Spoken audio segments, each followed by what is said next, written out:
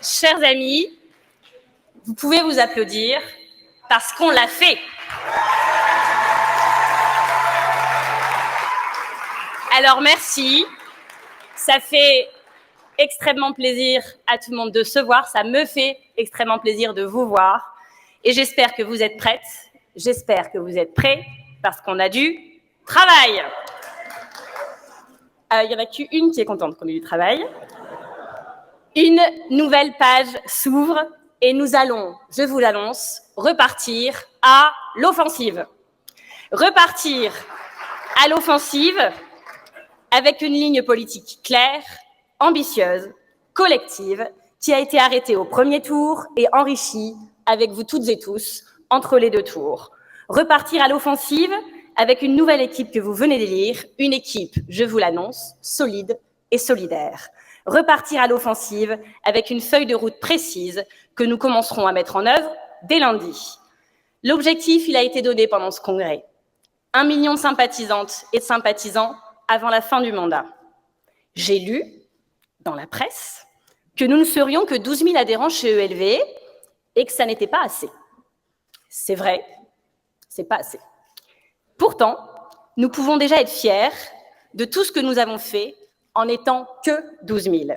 Nous avons gagné, par exemple, les élections municipales en 2020 en mettant des écologistes à la tête, et on va les applaudir, chacune de ces villes, de la métropole de Lyon, de la ville de Lyon, de Marseille, de Bordeaux, de Strasbourg, de Besançon, de Poitiers, de Tours, de Colombes, d'une centaine de villes et de villages. Nous avons gagné aussi des élus dans les départements, dans les régions, des parlementaires, européens, nationaux. Aujourd'hui, il y a des élus écologistes partout dans notre pays et soyez-en fiers.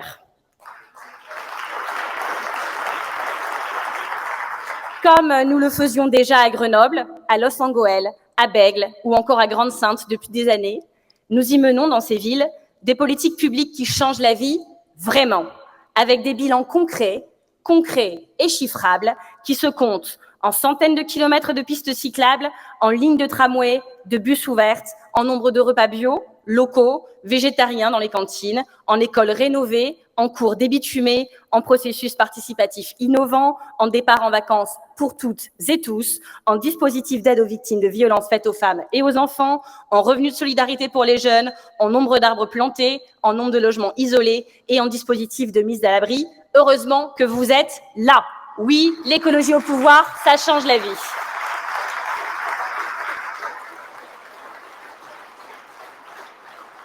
Et puis, plus largement que dans les villes écolos, partout sur le territoire, nous œuvrons, vous œuvrez. Nos élus sont 2 fois plus nombreux qu'il y a 3 ans, qu'ils soient majoritaires, minoritaires dans la majorité ou élus d'opposition. Ils ferraillent pour l'écologie au quotidien, défendent nos valeurs. Nos militants, de leur côté, enchaînent les campagnes électorales avec toujours la même détermination et sont de toutes les luttes écologistes et sociales, qu'elles soient locales ou nationales. Je vous le cache pas, c'est pas facile partout. J'en sais quelque chose, mais je sais aussi que même dans les territoires d'adversité, nous sommes présents, déterminés, utiles.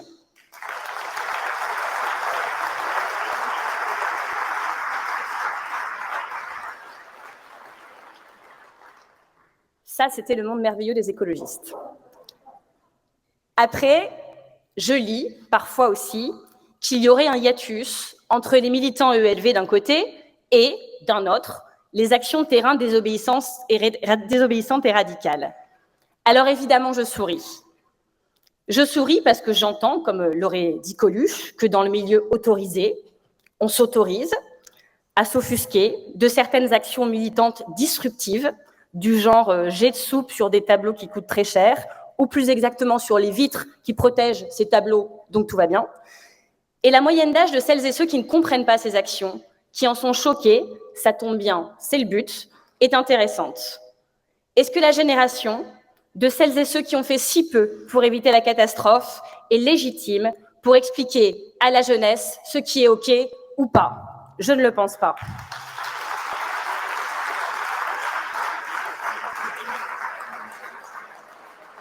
Est-ce que sérieusement, jeunes de ce pays, Nous avons envie, alors que nous allons passer nos vies à réparer leur insouciance criminelle, de se coltiner encore plus de leurs leçons de morale. Évidemment que non, et nous ne l'accepterons pas. Nous ne nous trompons pas de camp, nous serons clairement en appui de toute forme d'action dès lors, et cette condition n'est pas et ne sera jamais discutable, qu'elle est non violente. Là-dessus, nous ne transigerons pas non plus. Ça, c'est dit.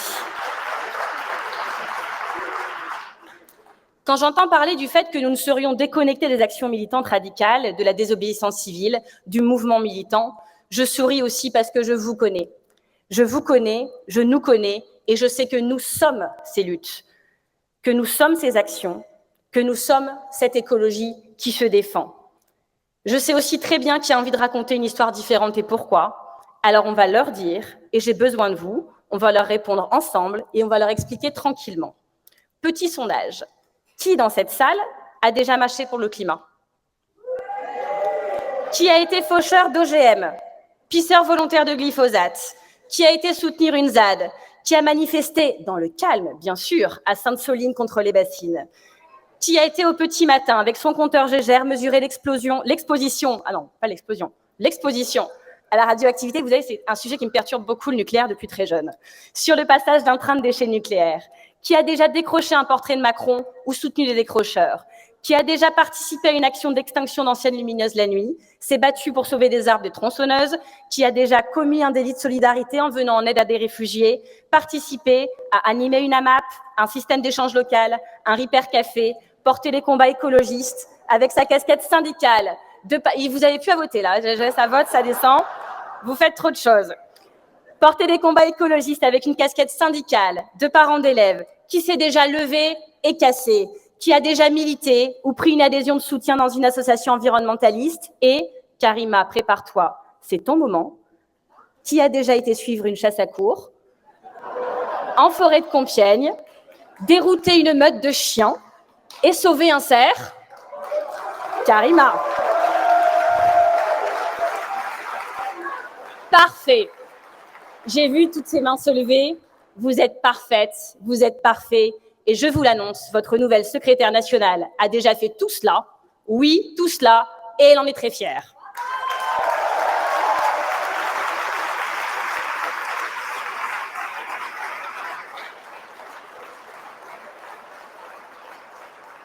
Même à 12 000 adhérents, et des poussières, parce qu'en vrai, nous sommes plus, je vous l'annonce, nous sommes de tous les combats, sur tous les fronts, et nous sommes utiles. Comme nous l'avons été en gagnant l'abandon du projet d'aéroport à Notre-Dame-des-Landes, on était là. Comme nous l'avons été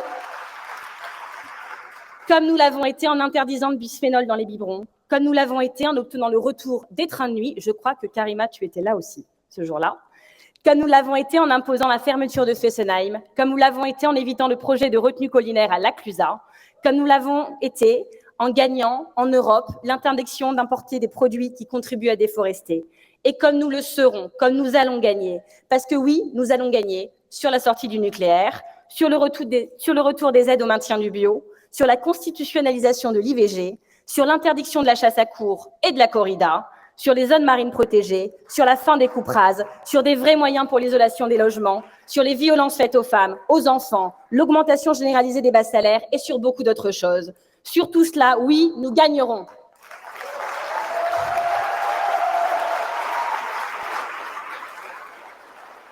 Et je vais vous expliquer pourquoi nous allons gagner.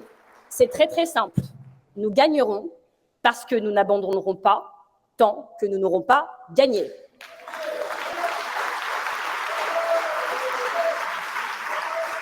Il faut être très fiers de ces victoires que nous obtenons grâce à la détermination de nos militants, de nos élus et de nos alliés. Et oui, mes chers collègues, nous ne sommes peut-être que 12 000, mais nous agissons comme si nous étions 10 fois plus nombreux. Alors imaginez si nous étions 1 million. En face, clairement, je vous le dis, ils ne sont pas prêts.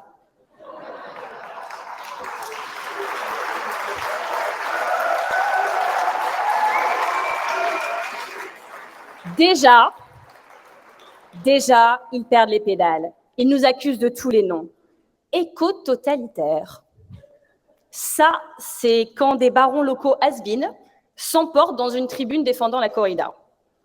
Éco-terroriste, ça, c'est quand le ministre de l'Intérieur, Gérald Darmanin, dérape pour parler de ce que moi j'appellerais des militants pacifistes préoccupés par l'avenir de la planète et la défense de l'eau comme bien commun.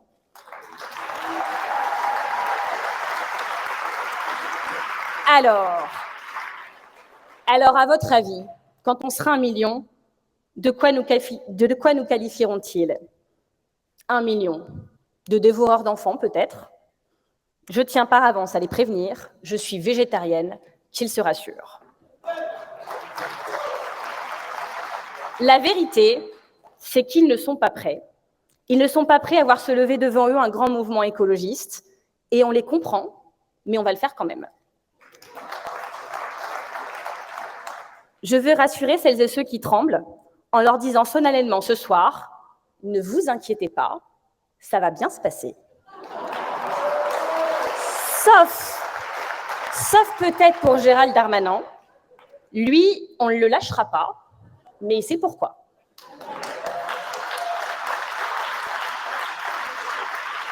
En vrai, nous comprenons pourquoi ils ont peur, très peur. Nous, quand nous avons peur, c'est simple, c'est pour le vivant. Quand on voit les résultats obtenus ou non obtenus à la COP27 de Sharm el-Sheikh, ou ce qui se décide, ou plutôt ce qui ne se décide pas, en ce moment même, à Montréal, où se tient la COP15 de la biodiversité. Oui, nous avons peur, nous voyons arriver l'effondrement, et je vous le concède, c'est angoissant. On a peur pour le vivant, mais eux, ils ont peur pour le maintien de leurs privilèges. Alors ça les panique. Mais sérieusement, éco-terroristes, éco-totalitaires, les mots ont un sens quand même. Ces outrances en disent en réalité plus sur eux que sur nous. Ces dérapages ne font en fait que décrire leurs propres angoisses. Et leurs angoisses proviennent du fait que leurs privilèges n'ont jamais été aussi menacés. Et ça, on ne peut que leur confirmer. Certains, en réalité, ont tout simplement fait sécession et ils ont peur que ça se voie. Leurs enfants ne vont pas dans les mêmes écoles que les nôtres. Ils ne se soignent pas dans les mêmes hôpitaux que les autres. Ils ne voyagent pas en train comme nous, n'ont pas les mêmes loisirs que vous. C'est des loisirs qui coûtent beaucoup d'eau en général et du coup, les préfets donnent des dérogations, tout ça. Ils n'ont pas les mêmes loisirs que nous. Ils ne payent pas leurs impôts en France. Et en vérité, que partagent-ils encore avec le reste du pays? Si nous les combattons, ne pensez pas que ce soit par jalousie. Notre souci, c'est très simple. C'est que leur mode de vie condamne nos vies.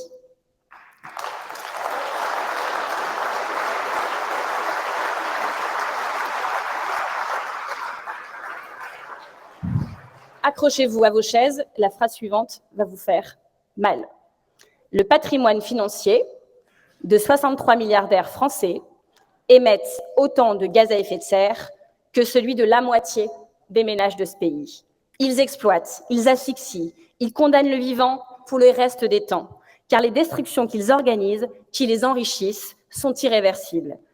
Et ce n'est pas nous qui le disons, ça fait l'objet d'un consensus scientifique inédit dans l'histoire. Certains sont coupables de faire, certains sont coupables de ne rien faire ou de ne pas faire assez. Le résultat à la fin, c'est le même, c'est criminel.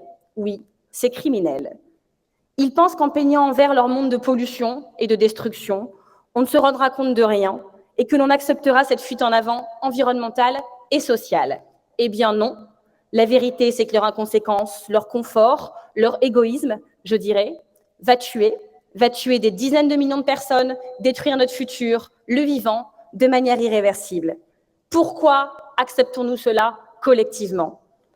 Comme l'écrivait la Boétie, n'oublions jamais, jamais, que s'ils sont debout, c'est parce que nous sommes à genoux.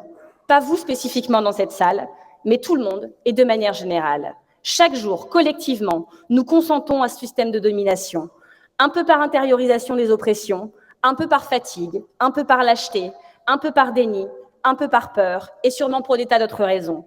Mais cette propension que nous avons depuis longtemps à consentir à leur domination, nous les prévenons, est usée jusqu'à la corde. Alors oui, ils peuvent tout perdre, oui, ils ont raison d'avoir peur. La fin de leur abondance, la fin de l'abondance que Macron nous annonçait, c'est en réalité la fin de leur abondance et le début de l'égalité.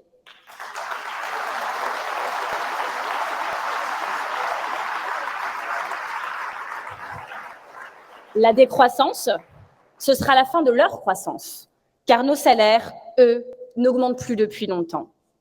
Depuis des années, nous avons nommé nos adversaires, de McKinsey à Monsanto, de Poutine à Bolsonaro, des néolibéraux aux productivistes, des rentiers aux dominateurs. Pour fédérer, il faut nommer ses ennemis, et nous continuerons à le faire, à les nommer, à les dénoncer, à les combattre. Mais pour gagner, il nous faut dorénavant aussi nommer nos alliés. En ce faisant, nous constaterons que nous sommes beaucoup plus nombreux que nous le pensons. Nous allons là commencer maintenant, ensemble, cette longue liste de nos alliés. Ceux qui constituent la classe écologique que nous avait décrite le regretté Bruno Latour, à qui nous pensons évidemment très fort aujourd'hui.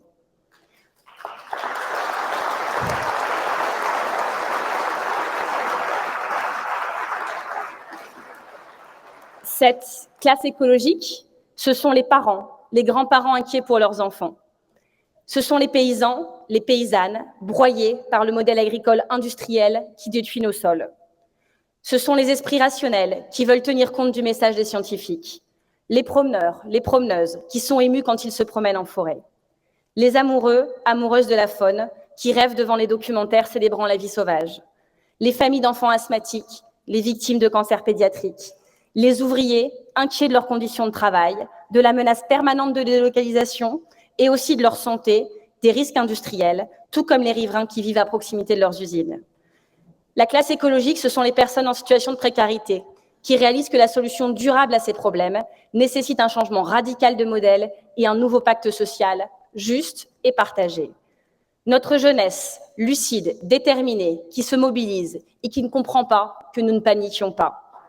Toutes celles et ceux qui s'organisent dans les camps climat, qui bâtissent des pratiques écoféministes, qui rêvent de construire, hors des villes, un ailleurs plus riche de vie.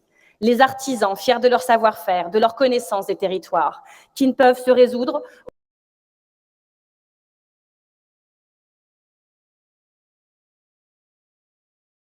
différence générale de beaucoup trop de monde en métropole, depuis 40 ans, pour faire reconnaître les ravages du chlordécone et des sargasses aux Antilles, contre l'exploitation du nickel en Nouvelle-Calédonie, contre les conséquences des essais nucléaires en Polynésie, contre les mines d'or, l'orpaillage clandestin en Guyane, pour le tram-train à La Réunion et pour l'accès aux soins à Mayotte.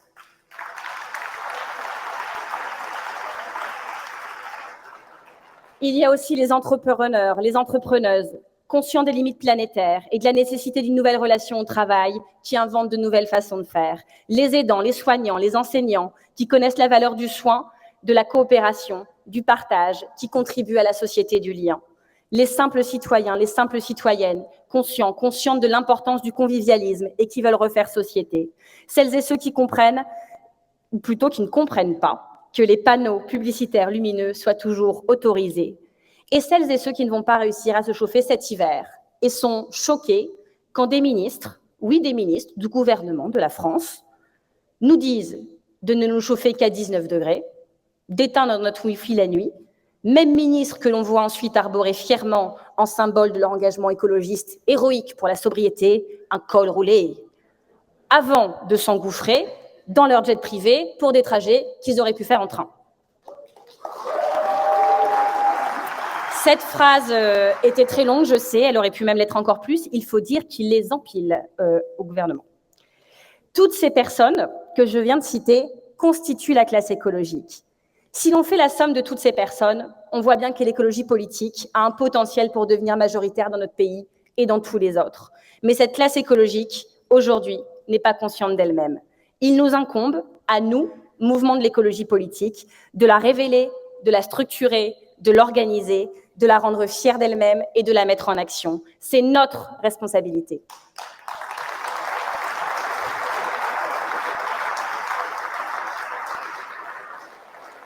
Personne, non, personne ne le fera à notre place. C'est pour cela que nous devons nous refonder, créer un grand mouvement populaire, car cette classe écologique, c'est ce que nous avons défendu pendant ce congrès, elle est partout, et pas seulement dans les centres-villes des métropoles. C'est le sens de l'écologie populaire que nous portons. Notre écologie populaire va s'attacher, nous nous y sommes engagés et nous allons maintenant nous y atteler à renouer avec les ruralités, les territoires populaires, les classes populaires et avec ce que l'on nomme parfois avec un peu de mépris la France périphérique. Mais pour en venir, oui, c'est adapté à mon vécu, la France périphérique. On arrive.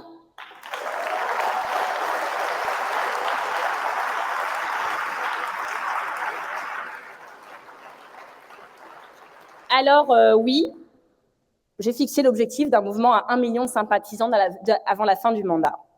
Certains disent que c'est trop. Moi, j'admets avoir mis la barre un peu haut. Mais l'enjeu, c'est l'habitabilité de la planète, que l'on ne sait pas, à l'heure où je vous parle, garantir aux enfants qui naissent aujourd'hui pour leurs 30 ans. Alors, ça en vaut la peine, non? 1 million, ce serait trop pour nos valeurs? Mais si nous ne sommes moins que cela, qui s'occupera de tout ça? Comment expliquer que nous portons ces combats si importants que nous pensons pouvoir le faire à 15 000 ou même à 150 000? Non, 15 000, non, 150 000, ça ne suffira pas. Nous voulons être 1 million et assumons nos devoirs et nos ambitions.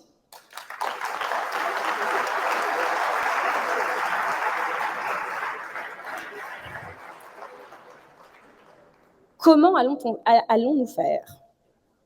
Eh bien, nous avons un plan. Nous le travaillons depuis des mois. Il vous a convaincu.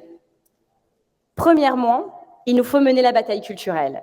Assumer que l'écologie n'est pas consensuelle. Porter nos mots, nos thèmes, être lucide mais jamais défensif et être groupé. Toucher à un écolo, c'est toucher à tous les écolos.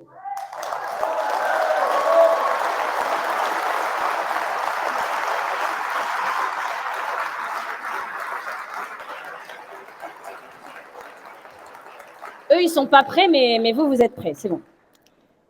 Toucher à une politique écologiste, c'est toucher à toute l'écologie.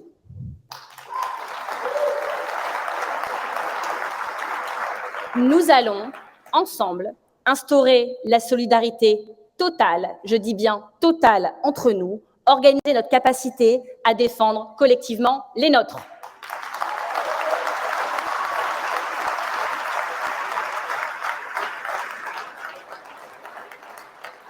Nous allons être solidaires les uns des autres et donc en face, notez-le, si quelqu'un en France s'en prend à un écologiste, qu'il soit maire, élu d'opposition, simple militant, il s'en prend, c'est simple, à tout notre mouvement. Cela vaut pour tout le monde, partout sur le territoire.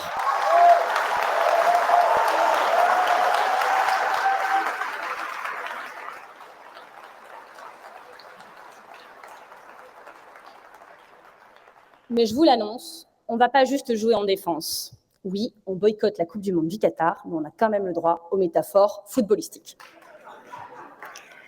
Pour gagner cette bataille culturelle, nous avons décidé de nous refonder. Il nous faut commencer par entendre et par comprendre pourquoi il y a un tel décalage entre l'importance des sujets que nous portons et nos résultats électoraux. Changer de posture, prendre quelques mois, non pas pour convaincre, mais pour écouter. Une motion thématique a été largement adoptée lors du premier tour de notre congrès, actant la tenue d'états généraux de l'écologie. Cette motion, la fameuse motion 12, a été travaillée et portée par Léonore Mauconduit, que je salue, que je remercie pour son engagement et que je vous demande d'applaudir.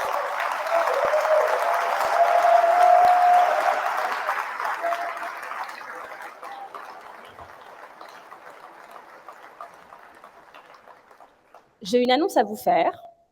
Les états généraux de l'écologie, c'est pas pour débattre entre nous. Ça, c'est les congrès.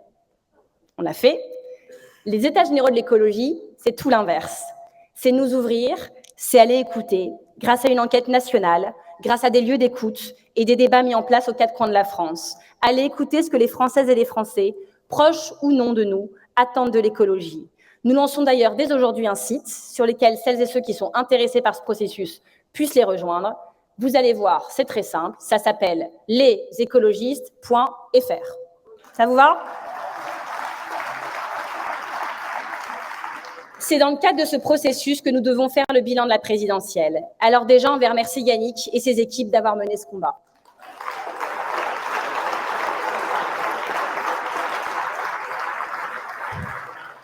Mais évidemment qu'on va s'interroger, comme nous le faisons depuis des mois. Pourquoi le message n'est-il pas arrivé au destinataire? Pourquoi n'avons-nous pas fait un score permettant de peser davantage? Certains seront tentés de dire que c'est la faute du candidat et de son équipe, évidemment. D'autres que c'est de la faute du parti, évidemment. Moi, je vous le dis, nous avons toutes et tous ici notre part de responsabilité. Arrêtons de nous défausser les uns sur les autres. Soyons lucides, soyons responsables.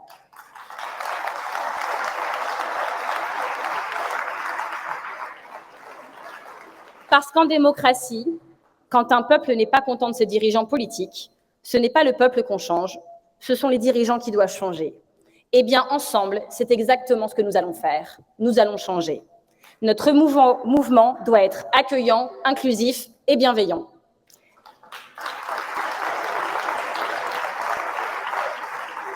J'insiste pour que chacun et chacune puisse venir comme il le souhaite. Nous vous y engageons. Si vous nous rejoignez, vous ne serez pas jugés.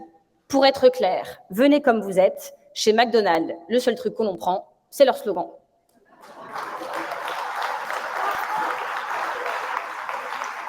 Vous avez compris, on vous attend sur lesécologistes.fr. Notre grand mouvement a aussi besoin d'un projet qui parle aux Françaises et aux Français. Ce projet doit être clair, simple, rendre visible notre écologie comme réponse à leurs préoccupations d'aujourd'hui et à leurs angoisses de demain. Il nous faut remettre au travail sur la doctrine, sur le projet, sur sa mise en musique de manière à être entendu, de manière à convaincre, au-delà du cercle d'initiés. Oui, tout cela est ambitieux, mais ça tombe bien, je ne suis pas réputée pour fuir les difficultés. Et vous verrez que nous allons y arriver ensemble.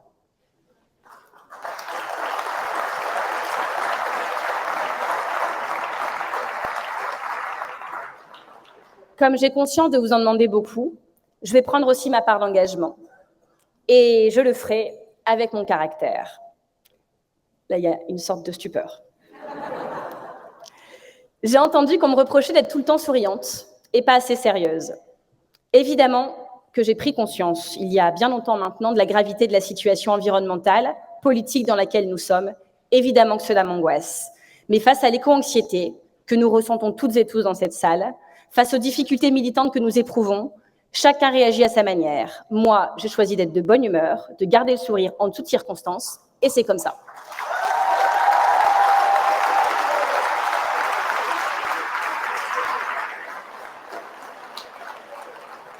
Vous le savez, je suis née, j'ai grandi et je resterai dans le bassin minier. On s'est beaucoup moqué de moi pour cela, mais moi, ce territoire, je l'aime, j'en suis fière et je sais ce que je lui dois.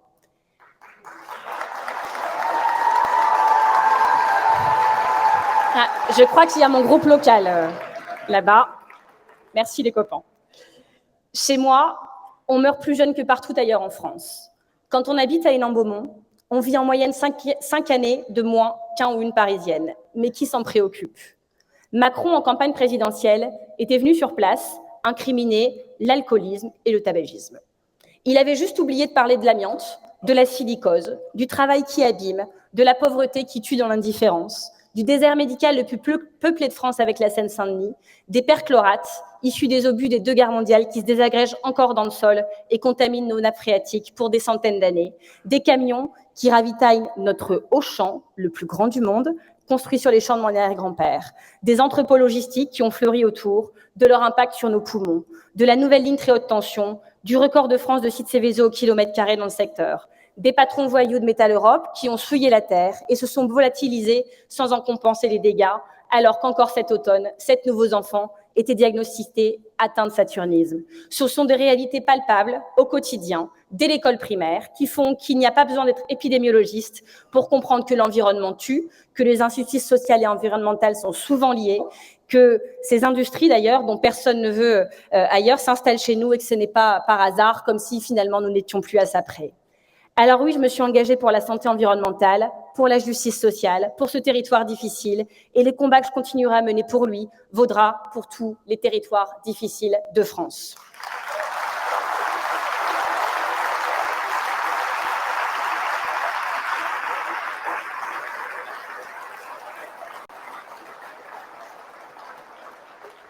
Nous serons leur porte-voix de ces territoires difficiles. Grâce à tous les copains, grâce à toutes les copines qui militent dans l'adversité. Nous allons continuer, nous allons le faire savoir, nous allons revendiquer de le faire même. Et ne laisser tomber personne, aucun territoire, aucune population, faire de l'écologie populaire, oui, de l'écologie populaire.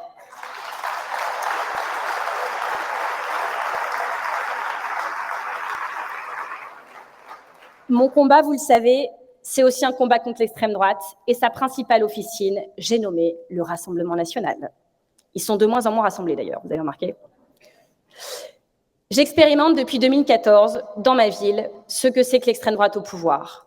Depuis 2014, je me bats contre l'autre Marine, ou peut-être que c'est l'autre, on ne sait pas trop.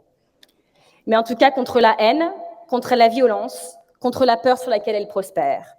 J'ai été, comme beaucoup ici, profondément affectée par le tapis rouge qui lui a été déroulé à l'Assemblée nationale et je remercie nos collègues écologistes d'avoir tenu bon.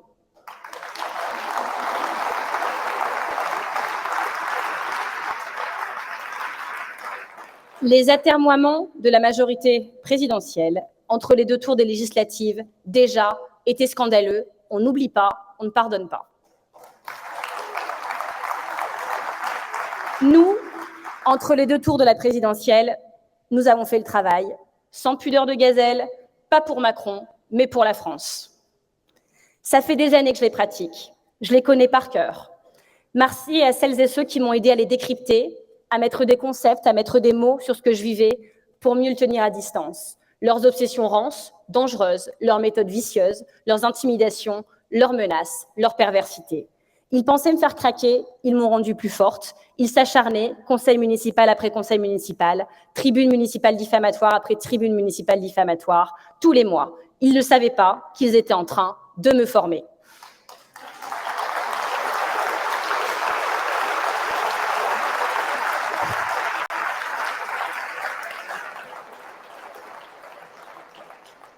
Coach, malgré eux, et gratuitement. Ils m'ont appris à garder mon calme en toutes circonstances, même à 11h59, les matins de congrès, n'est-ce pas? Et celles et ceux qui me connaissent depuis longtemps savent que ce n'était pas gagné. Ils m'ont appris l'endurance, la résilience, ils ont forgé ma détermination. Alors, élus d'opposition de France et de Navarre, je sais qu'il y en a dans la salle, l'adversité, c'est un cadeau fait aux écologistes. Parce que les combats que nous avons à mener pour le vivant seront toujours plus éprouvants, plus importants que les mesquineries de ces maires autoritaires que certains d'entre vous pratiquent et qu'ils sont fiers de nous faire subir. Quand ils vous dénigrent, quand ils tentent de vous humilier, quand ils vous attaquent, respirez, regardez-les, souriez-leur. C'est la plus belle des réponses que vous pouvez leur faire. Et ensuite, reprenez le combat. Avec la même détermination, toujours ferme sur vos valeurs, avec la non-violence chevillée au corps. C'est ça les écologistes, c'est ça l'écologie, des tenaces, des non-violents, des défenseurs du vivant, soyez-en fiers. Sachez que toujours, notre mouvement, vos BER, vos secrétaires régionaux et votre secrétaire national seront à vos côtés en cas de besoin. Nous allons organiser l'entraide au sein du parti pour que juridiquement, politiquement, psychologiquement, chaque militante, chaque militant, chaque élu en difficulté, jamais ne soit seul. Jamais, je m'y engage.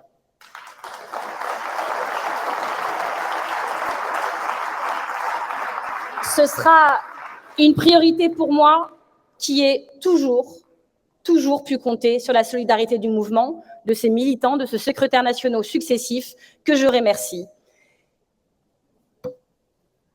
Je vous en remercie infiniment.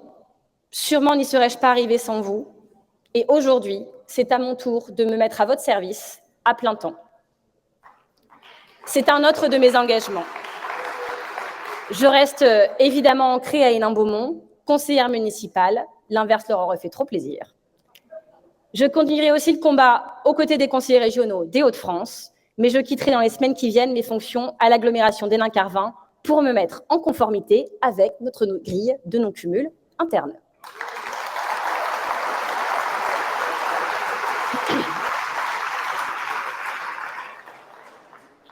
En dehors de mon travail d'élu local, d'Europe Écologie Les Verts, en dehors de mon travail d'élu local, Europe Écologie Les Verts, son dépassement, sa refondation, son fonctionnement quotidien, ses sympathisants, ses militants, ses élus auront toute mon attention, puisque j'ai quitté la semaine dernière avec émotion un métier qui m'a lui aussi beaucoup appris, après 5 ans à œuvrer pour la surveillance et la reconquête de la qualité de l'air, dont je resterai évidemment une militante.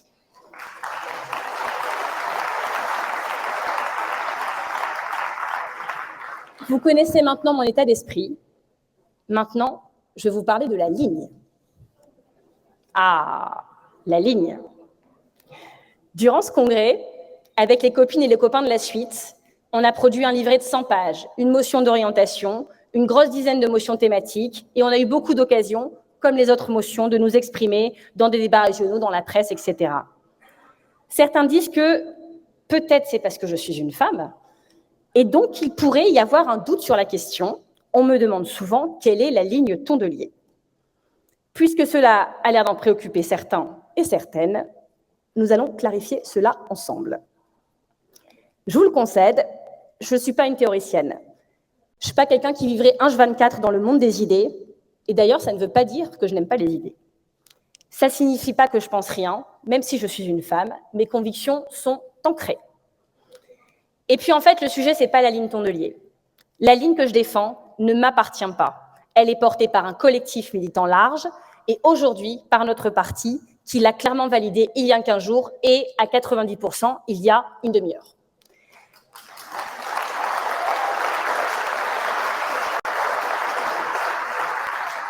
Celles et ceux qui prétendent que nous n'aurons pas de ligne sont au mieux mal renseignés, ou alors ils sont malveillants. Que veulent-ils? Que faudrait-il faire pour les satisfaire? Je vous le dis, ils voudraient que nous soyons l'écologie quelque chose, l'écologie ceci, l'écologie cela, l'écologie radicale, l'écologie féministe, l'écologie crédible, l'écologie animaliste, l'écologie environnementaliste. Ils voudraient que dans cette salle, chacun, chacune choisisse son combat. Ils voudraient nous mettre dans des cases, nous classer, nous diviser. Ne les laissons pas faire.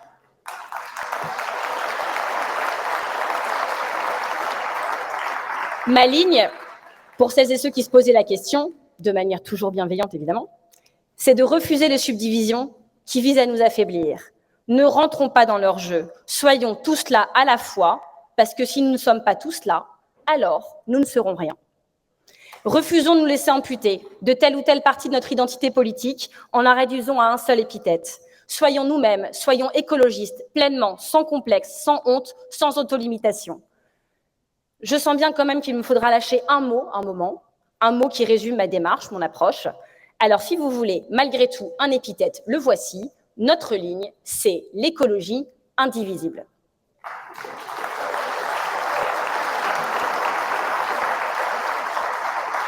Parce que, comme la République, l'écologie est indivisible. Philosophiquement, chaque élément du triptyque républicain conditionne les deux autres. Point de liberté sans égalité, point d'égalité sans fraternité, point de fraternité sans la liberté. Pour nous, c'est pareil. L'indivisibilité de la République est philosophique, mais elle est aussi charnelle. S'en prendre à l'un des enfants de la République, c'est les menacer toutes et tous. Il en va de même pour nous. Philosophiquement, notre écologie, elle est indivisible parce qu'elle ambitionne de conjuguer trois écologies dont parlait Félix Guattari. L'écologie sociale, l'écologie environnementale et l'écologie mentale, en un même mouvement de transformation de la société. Politiquement, vous pouvez applaudir Félix Guattari, il le mérite.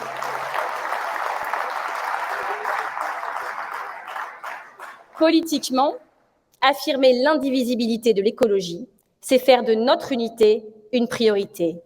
Et l'unité, ce n'est pas la négation des divergences, c'est bel et bien leur dépassement par le haut, dans une synthèse politique dynamique qui recherche le meilleur au lieu de cultiver le pire. Merci. Vous l'aurez compris, la ligne que je vous propose de suivre, ce n'est pas seulement une ligne politique, c'est aussi une ligne de conduite, car il n'y a pas d'un côté la philosophie politique et de l'autre côté les comportements. Pour moi, les deux sont liés.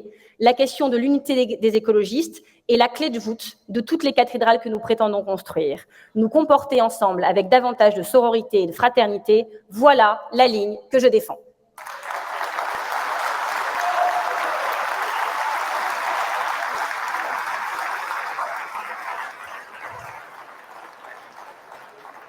Cela vaut aussi pour notre place dans le monde. Je défends l'idée d'une écologie qui fait du dialogue sa première arme politique. Le basculement de société que nous défendons demande que nous bâtissions davantage de ponts qu'il n'existe de murs.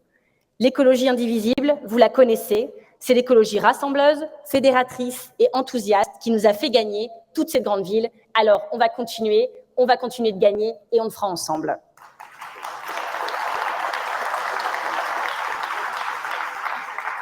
L'écologie indivisible, c'est notre force tranquille, qui refuse de se laisser définir par les autres et qui, fière de sa singularité, forte de son unité, s'avance au devant du peuple et de l'histoire en disant « Nous devons construire les affaires du pays parce que vous, les autres, issus de toutes les autres traditions politiques, vous avez mené le monde à sa perte, aveuglés que vous étiez par le dogme de la croissance et par l'obsession du productivisme. »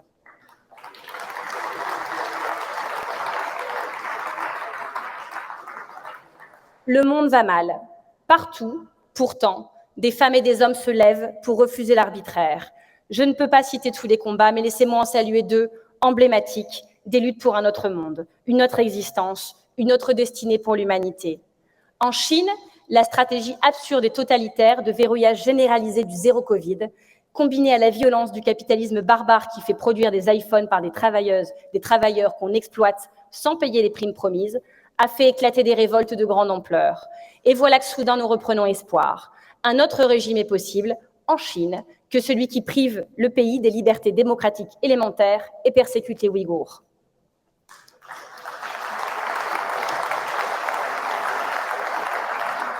Sous d'autres cieux, laissez-moi vous parler d'Iran, de la cause des femmes, fer de lance de la cause démocratique, parce qu'elles refusent la loi des mollahs, parce qu'elles prétendent échapper à la police des mœurs, des comportements, parce que leur dignité n'a d'égal que ce superbellant vers la liberté.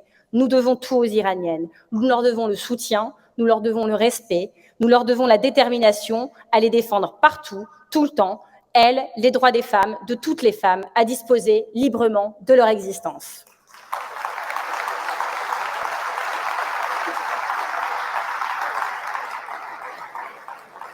Leur combat, c'est un combat pour leur vie, aussi un combat pour des valeurs. Et ces valeurs ne sont pas menacées qu'en Iran, je le crains. Gardons-nous de penser, avec je ne sais quel doux sentiment de supériorité morale, que l'Occident serait immunisé contre la barbarie. Cette tentation, elle n'est jamais bien loin. Et c'est pour cela, oui, c'est pour cela, que nous avons besoin d'une Europe forte.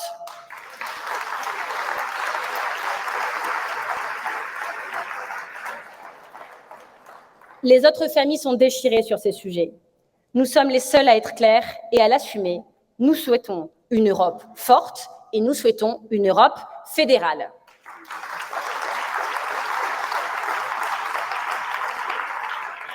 Nous en avons besoin même, d'une Europe forte face à la puissance et au totalitarisme chinois. Seule l'échelle d'une Europe puissante, géopolitique, peut quelque chose en face d'elle. D'une Europe forte face aux périls posés par la Russie de Poutine. Les bombes qui tombent actuellement sur les Ukrainiens tombent sur nos frères européens.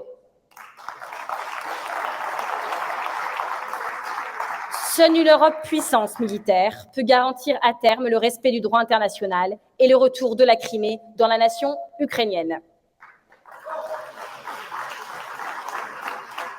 Et au-delà de la question européenne, tout ce qui se joue en Ukraine, c'est notre avenir à toutes, c'est notre avenir à tous, c'est la clé de la géopolitique du climat dont le monde a besoin. Nous ne pouvons pas, nous ne devons pas et nous n'allons pas abandonner le peuple ukrainien.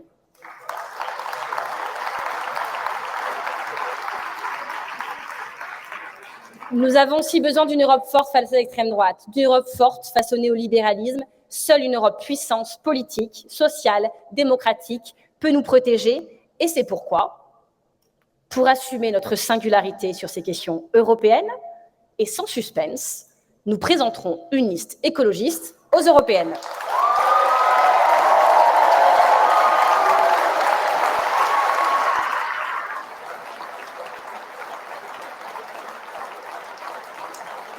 On vous sent prêt à partir en campagne, c'est parfait.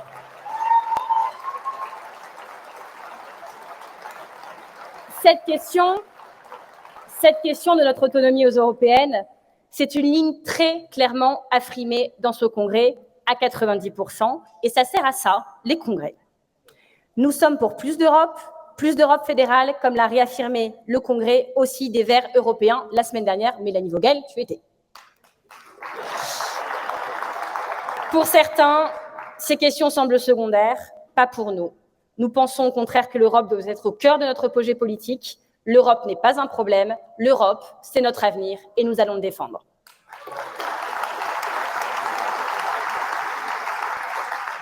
C'est bon sur l'Europe, c'était clair? Tout le monde a compris? C'est ce qu'on appelle une ligne, je pense. Chers partenaires, vous m'entendez depuis tout à l'heure vous parler de nous. de notre mouvement, de nos espérances et de nos ambitions. Vous l'avez compris, car depuis quelques semaines, nous le répétons, nous allons cultiver notre jardin et sans glyphosate. Ne le prenez pas mal, ce n'est absolument pas contre vous, et vous l'avez bien compris aussi, parce que figurez-vous que nous discutons souvent. C'est ce qu'il faut que chacune des composantes de la NUPES fasse si nous voulons que nos prochaines coalitions réussissent électoralement. C'est la meilleure chose que nous, écologistes, ayons à faire pour l'écologie, pour la gauche et pour la France.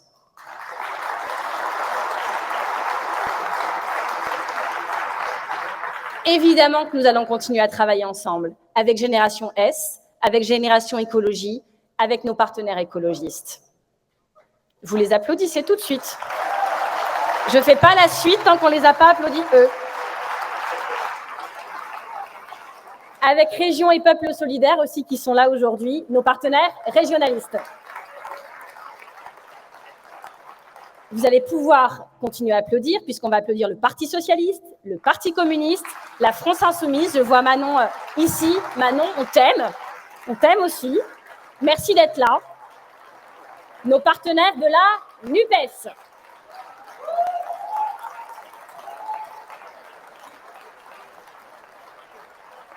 Nous allons travailler ensemble. Et nous allons bien travailler ensemble. Et sachez même que cela me réjouit d'avance. Déjà parce que c'est ce que j'ai toujours fait depuis des années. Ensuite parce qu'on a longtemps reproché à la NUPES d'être un boys club. Donc Jean-Luc, Olivier, Fabien, je suis ravie de vous aider à résoudre ce problème.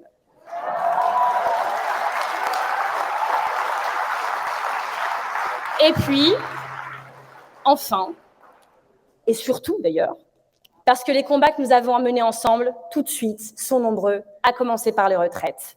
Dès la semaine prochaine, le gouvernement va nous présenter une réforme injuste et dangereuse. Injuste parce que l'allongement de la durée de cotisation et de l'âge légal de départ, évidemment, va toucher en premier lieu les plus fragiles. On sait qu'elle ne résoudra rien. Dangereuse parce que le cœur de notre pacte social, c'est la solidarité intergénérationnelle.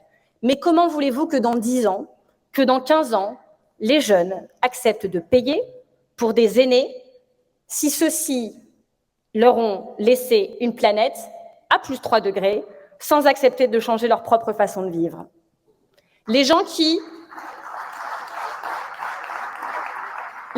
aujourd'hui ont 40 ans et plus, moi c'est bientôt quand même, là je suis encore en dessous, doivent prendre conscience que s'ils veulent demander cet effort intergénérationnel pour dans plus de 20 ans, s'ils veulent demander dans 20 ans aux actifs de payer leur retraite, alors ils vont devoir changer maintenant et vite. Sans solidarité intergénérationnelle sur le climat, il n'y aura pas de solidarité intergénérationnelle sur les retraites. Et ça se joue maintenant. Macron propose de diminuer la solidarité sociale entre générations. Nous, on lui demande de l'élargir à la solidarité climatique. Sinon, il n'y aura plus de solidarité tout court. Dans ce combat, nous devons saluer et protéger l'intersyndicale qui s'est créé. Cela faisait longtemps et c'est un espoir pour beaucoup d'entre nous. Alors dans ce combat, nous allons être à notre juste place, aux syndicats les mots d'ordre de la mobilisation sociale, aux partis de mener le combat parlementaire et à nous, toutes et tous, d'être ensemble dans la rue pour les faire reculer.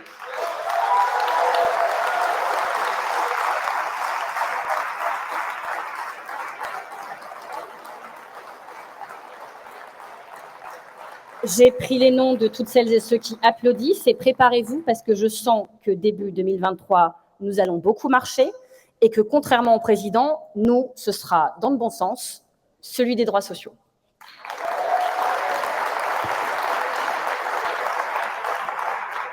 Avant de conclure, je souhaitais rendre hommage à celles et ceux sans qui ce discours n'aurait jamais eu lieu. Les précurseurs de l'écologie politique, évidemment, pour qui nous avons systématiquement une pensée dans ce genre de moment. Qui ont les premiers mis des mots sur les mots de notre société moderne, sa croissance infinie, son mépris mortifère des limites planétaires, sa fuite en avant vers l'effondrement. Les précurseurs qui, les premiers, ont incarné les combats avec des gestes forts et restés dans les mémoires. Ils nous ont montré la voie, suivons-la.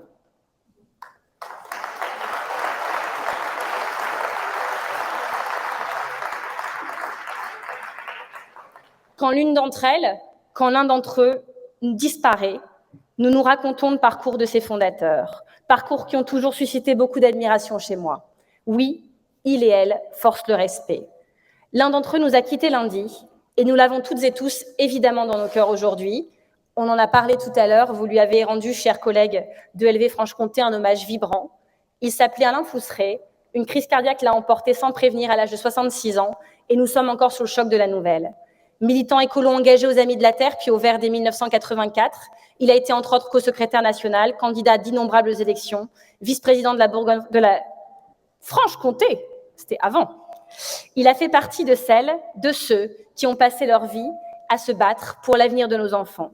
Son engagement était infatigable, son travail d'élu connu bien au-delà de nos rangs écologistes et sa joie de vivre légendaire. Nous lui avons rendu hommage avec émotion ce jour, comme nous nous rappelons régulièrement de tous ces visages militants familiers qui nous manquent, mais qui sont là, quelque part, dans nos cœurs et dans chacun de nos combats.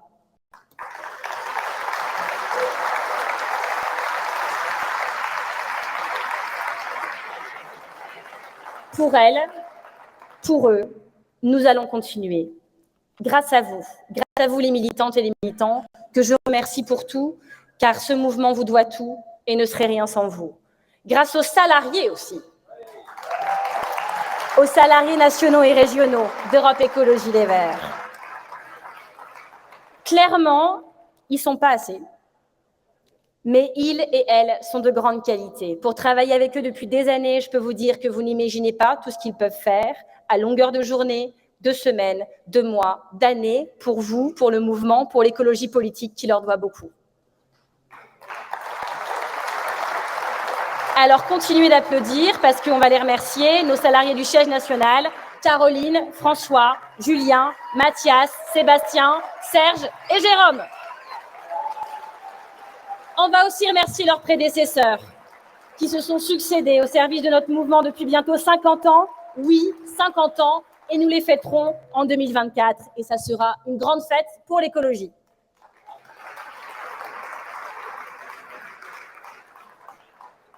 Ces salariés, ils travaillent main dans la main avec la direction de ELV. Et je veux remercier ici aussi celles et ceux qui se sont succédés à cette responsabilité depuis des décennies, même quand c'était dur, même quand c'était ingrat. C'est grâce à elles, à eux, que nous avons tenu jusqu'ici et que nous pouvons demain nous refonder. Merci.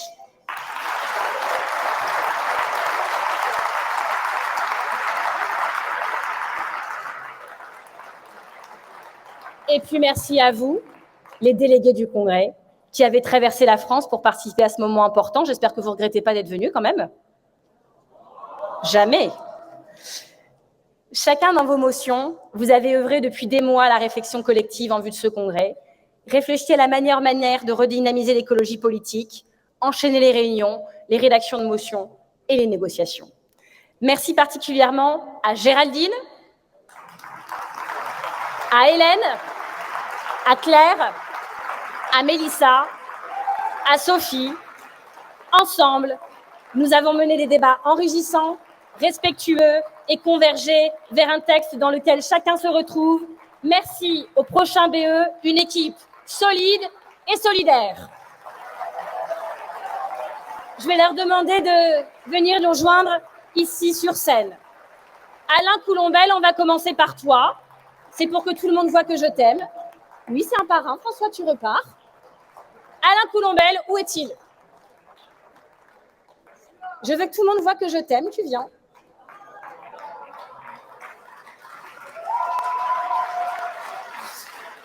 Léa Balage,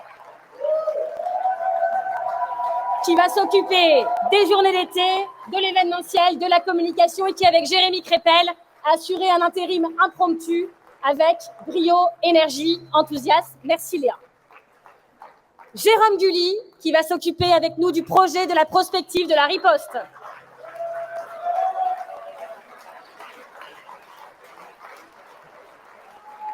Samia Lakebi, co-trésorière.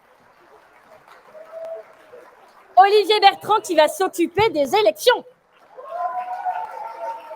Benjamin Badoir, relations avec la société civile, les partenaires sociaux, les syndicats. Sois prêt pour les manifestations de janvier, Benjamin. Hélène Hardy à l'écologie populaire. Oh non, Hélène! Oh, l'écologie On l'applaudit. Et elle est Marina Véronneau, Europe et internationale. Nour Durand-Rocher, co-trésorier, accueil, formation. Jean-Michel Blanquer, ton sosie, est à la direction des Verts maintenant. Mélissa Camara, en charge de la mobilisation, de l'accueil et des formations.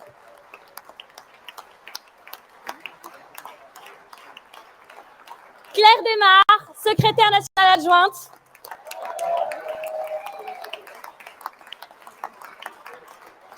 François Thiollet, secrétaire national adjoint.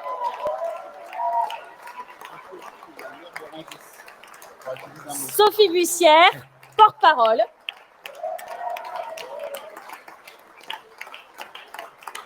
Aminata Niakate, porte-parole. Et oui, 2 femmes, c'est comme ça. Bon, vous en pensez quoi? Elle est pas mal cette équipe, non? Une équipe solide et solidaire, au service de l'écologie populaire. Merci à Patrick Sheimovic, parce que dès lundi matin, il nous accueillera à Colombes pour un premier déplacement de travail. On avait dit qu'on travaillait à partir de lundi, donc lundi à Colombes. On va rencontrer des associatifs, on va se mettre au travail dès lundi. Et première réunion de bureau exécutif, je vous l'annonce, mardi. Aujourd'hui, avec mes 14 nouveaux compagnons de galère, nous allons vous faire une promesse collective, ce sera notre promesse écologiste. Nous allons nous changer. Pourquoi? Parce qu'il faut, si nous voulons changer demain la société française, changer l'Europe, changer le monde, nous changer nous d'abord. Alors croyons en nous, croyez en vous, croyez en l'écologie, repartons à l'offensive, cultivons notre jardin, cultivons nos amitiés politiques entre nous, chez ELV, avec vous, chers partenaires. Longue vie à l'écologie, longue vie aux écologistes, vive la France et au travail, ensemble, nous repartons à l'offensive.